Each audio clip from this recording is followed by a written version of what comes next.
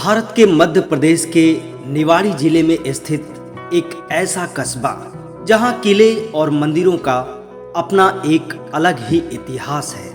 पर्यटन के दृष्टिकोण से यह जगह बेहद खूबसूरत है। इसे राम राजा सरकार ओरछा के नाम से जाना जाता है। हालांकि पूर्व में यहाँ कई राजाओं ने शासन किया। तो आइए जानते हैं ओरछा के इतिहास के बारे में। बेतवा नदी के किनारे बसा ओरछा मध्यकाल के समय परिहार राजाओं की राजधानी हुआ करता था। परिहार राजाओं के बाद यहाँ पर चंदेल राजाओं ने भी शासन किया और चंदेल शासकों के बाद यहाँ पर बुंदेल राजाओं ने राज किया। जो आपको वर्तमान में ओरछा दिखाई देता है, उसके निर्माण की शुरुआत राजा रुद्र प्रताप सिंह ने सन 1501 से करवाई थी। तो आइए रूबरू होते हैं ओरछा के इतिहास से। ओरछा के राजा श्री रामचंद्र जी का महत्व आपको अयोध्या के बाद ओरछा में दिखाई देता है। यहाँ लोग भगवान राम को अपना राजा मानते हैं।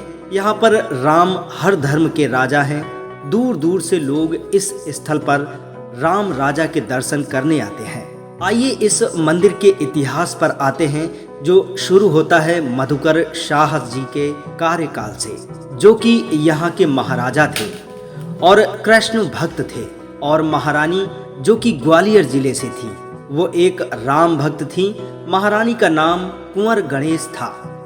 एक दिन मधुकर शाह और कुंवर गणेश आपस में बातचीत कर रहे थे और बातों ही बातों में दोनों अपने अपने इष्ट देव को लेकर झगड़ा करने लगे।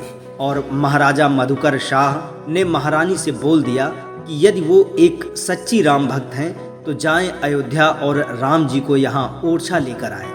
अब क्या था, महारानी ने भी यह बात मान ली और बोली कि या तो अब मैं अपने इष्ट प्रभु राम को अयोध्या से ओरछा लाऊंगी या फिर अयोध्या में ही अपने प्राण त्याग दूंगी। राम जी को अयोध्या से ओरछा लाने के लिए रानी ने सरयू नदी के किनारे राम जी की पूजा शुरू कर दी। उन्हें प्रभु राम जी की पूजा करते हुए 7 दिन बीत गए, मगर श्री रामचंद्र ने उन्हें दर्शन नहीं दिए।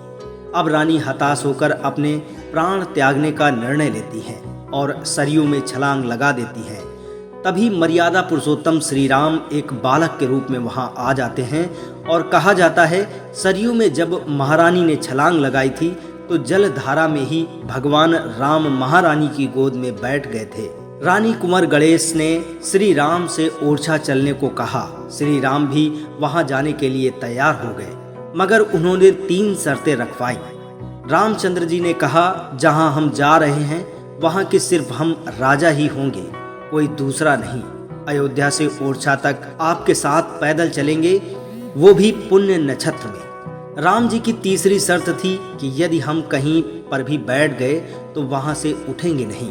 महारानी कुंवर गणेश ने श्री राम की तीनों शर्तें मान ली। फिर श्री राम एक मूर्ति के रूप में महारानी की गोद में बैठ गए और महारानी पैदल ही ओरछा की तरफ चल दी और 8 महीने 28 दिन में वो ओरछा आ गई। यह भी कहा जाता है कि महारानी के ओरछा पहुंचने से पहले महाराजा मधुकर शाह को सपना आया कि महारानी भगवान राम को लेकर आ रही हैं। तो मधुकर शाह ने भगवान राम के लिए मंदिर बनवाना शुरू कर दिया, जिसे चतुर्भुज मंदिर कहते हैं। लेकिन यह चतुर्भुज मंदिर पूर्णतया बन पाता उससे पहले महारानी कुंवर गणेश श्री राम को लेकर ओरछा आ गईं और श्री राम को अपने महल की रसोई घर में थोड़े समय के लिए स्थापित कर दिया। फिर जब चतुर्भुज मंदिर बन गया तब उस मूर्ति को रसोई घर से उठाकर इस चतुर्भुज मंदिर में स्थापित किया जाना था। लेकिन श्री राम की वह मूर्ति वहां से उठी ही नहीं। इसी को सभी ने भगवान राम का चमत्कार माना और उसी महल को मंदिर बना दिया।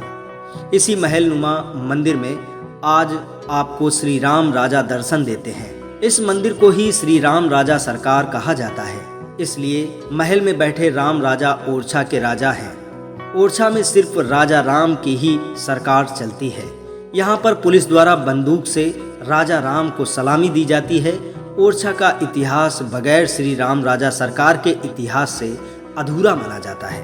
मंदिर परिसर में 2 पिलर बने हुए हैं, जिसे सावन भादो के नाम से जाना जाता है। सावन महीने के खत्म होने के बाद और भादों का महीना शुरू होने से पहले यह दोनों पिलर आपस में मिल जाते हैं और इन मीनारों के नीचे सुरंग बनी है जहां से राज परिवार के लोग आया जाया करते थे।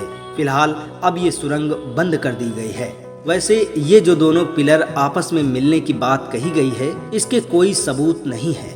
ओरछा में कई सारे और किले हैं जिसमें जहांगीर महल, राय प्रवीण महल, शीश महल शामिल है। तो दोस्तों, आज का इतिहास था राम राजा सरकार की इस कहानी का और उनके इस मंदिर का। जुड़े रहिए अपने इस YouTube चैनल जन चौपाल से।